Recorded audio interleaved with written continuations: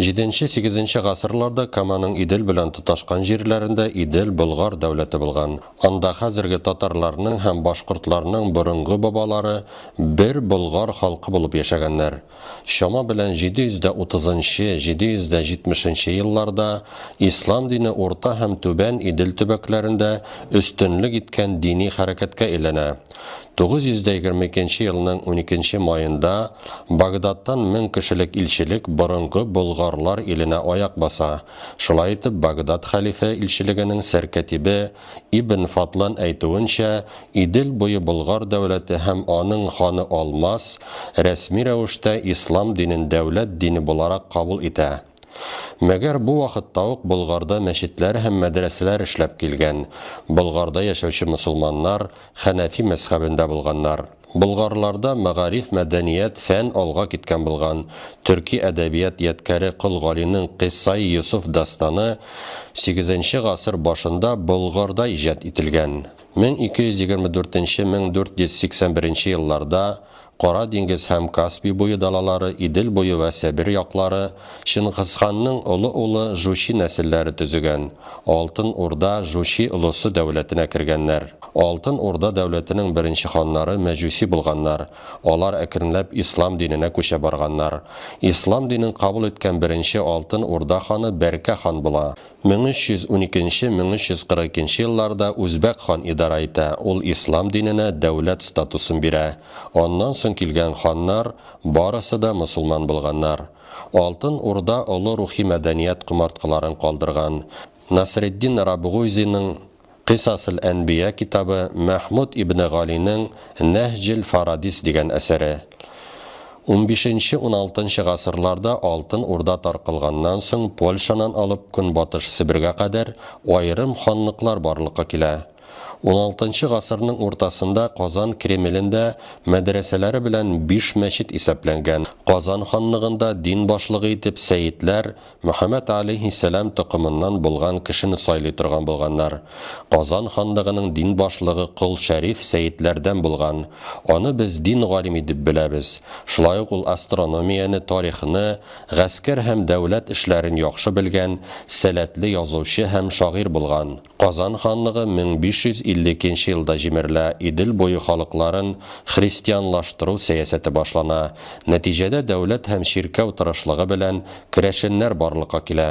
Мөселман җәмгыятенең мәдәни һәм икътисади нигезләре зур зарар күрде. Мәчет, мәдрәсәләр ябылды, муллалар зәрлекләнде. Мәгәр мөселман дин әһелләре үз мәхәлләләрендә генә булсалар да, дини мәгариф эшчәнлекләрен дәвам иттеләр. Мисал итеп, хәзерге Әгерҗи районы Кырынды авылы мәхәлләсенең хәлен китерергә була. Бу авыл халкын 17 гасыр ахырында көчләп чукындыралар. Мәгәр алар ислам динен тотуны дәвам итәләр һәм 1871 елда хөкүмәттән рәсми рәвештә үзләренең мөселман икәнлекләрен тануны таләп итәләр.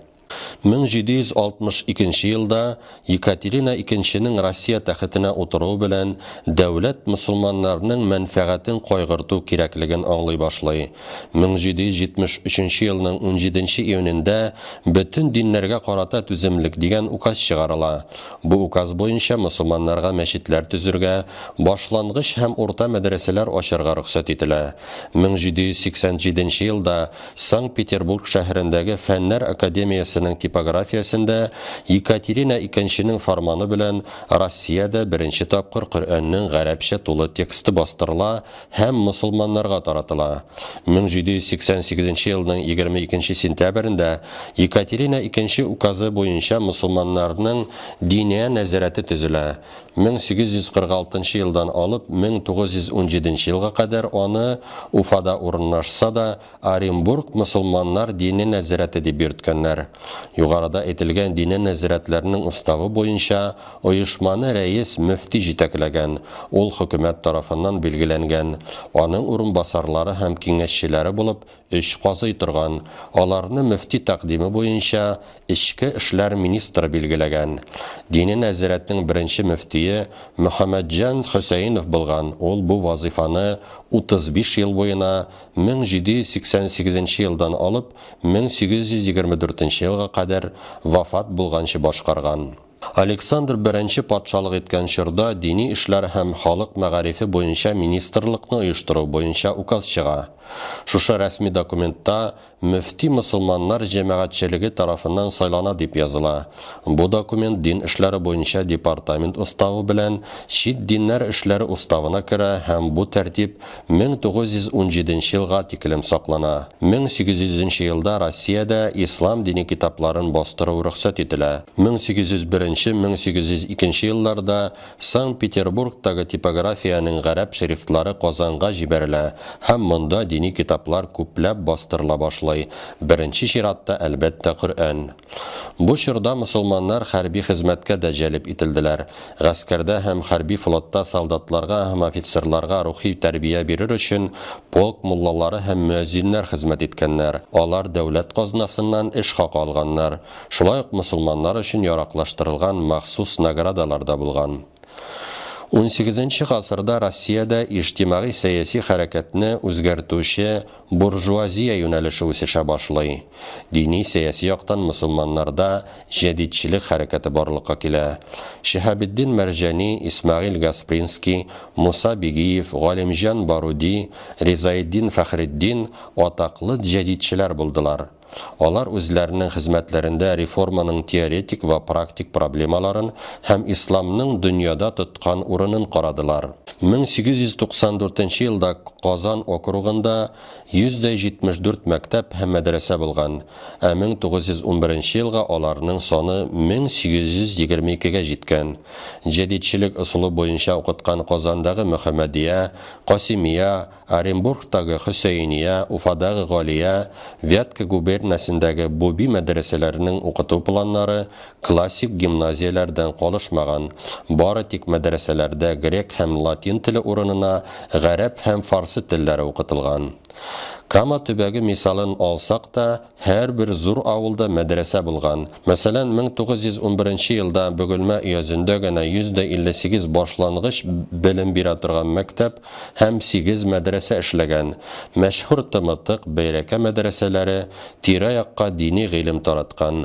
Минзелә өязендә 1912 елда 351 башлангыч мәктәп һәм 28 мәдрәсә эшчәнлек алып барган. Бу чорда мөселман халыклары өчен китаплар күп бастырылды. 19 гасырның икенче яртысында барысы 27 миллион нөсхә китап ташка басыла. 1901-1917 елларда якынча 47 миллион китап дөнья күрә. 1905 елда Гатаулла Баязитов тырышлыгы белән Нур исемле беренче татар газетасы чыга башлый. Патша Россиясендә мөфтиләр дәүләт хакимияте тарафыннан билгеләнгән. Февраль революциясе беренче тапкыр ислам дине әһелләре башлыклары җыелышында мөфтине ирекле сайларга мөмкинлек бирә. Беренче мөфти итеп Галимҗан Баруди Казандагы Мөхәммәдия мәдрәсәсенең ректоры сайлана. Ул 1921 елда Идел буе төбәгендәге ачлыктан интегүчеләргә ярдәм оештырып йөргәндә вафат була.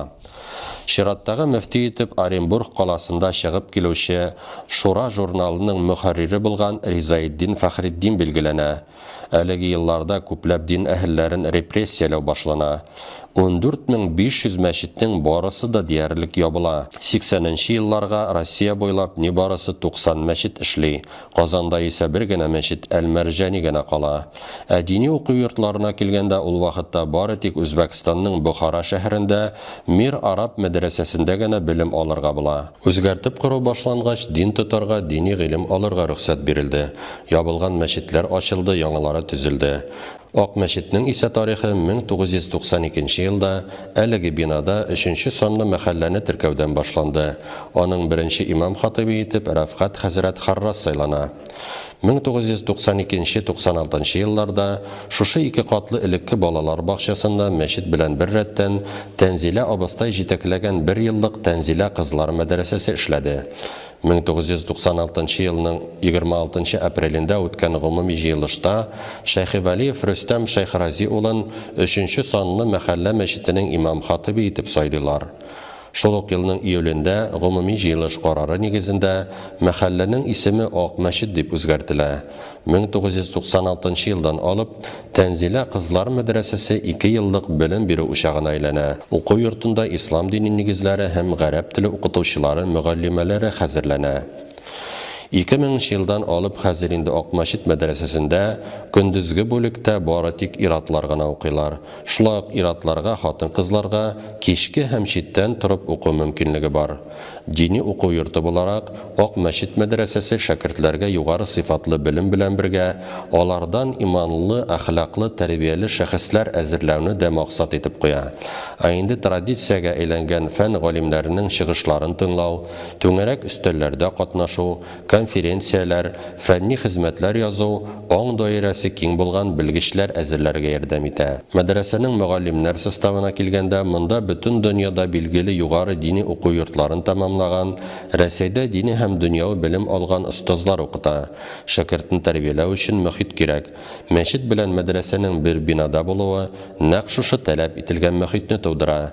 Мәдрәсәдә уку теоретик гыйлем бирсә, мәчет исә 5 вакыт намазны җәмәгать белән уку, дежурдагы бабайга булышу, дини мәҗлесләрдә катнашу, килгән өлкәннәрне хөрмәт итәргә өйрәнү белән практик белемне тәэмин итә. Хәзрәтләр, мәдрәсә шәкертләре һәм мәчеткә йөрүче яшьләр тарафыннан оештырылган азан ярышы, теннис буенча бәйге, викториналар, балалар өчен конкурслар, табигатькә чыгып ял итүләр бик мавыктыргыч һәм кызыклы үтә. Ак мәчеттә якшәм мәктәпләрендә ел саен 1000нән ашу кеше дини белем ала. Моның уңай нәтиҗәсе булып Чаллыда традицион дөрес дини юнәлешнең таралуы тора. Ак мәчет мәдрәсәсе укытуны, фәнни эшчәнлекне һәм тәрбияне бергә алып бару белән аерылып тора. Булган бөек шәхесләребезне белү, элекке уку-укыту системасын күзаллау зур әһәмияткә ия. Үзенең тарихын белмәгән халыкның киләчәге юк дигән сүзләрне барыбыз да беләбез. Татар дини мәгарифе тарихын яктыртучы шушы музеебыз үткәнебезне өйрәнеп, киләчәккә өмет багларга ярдәм итә.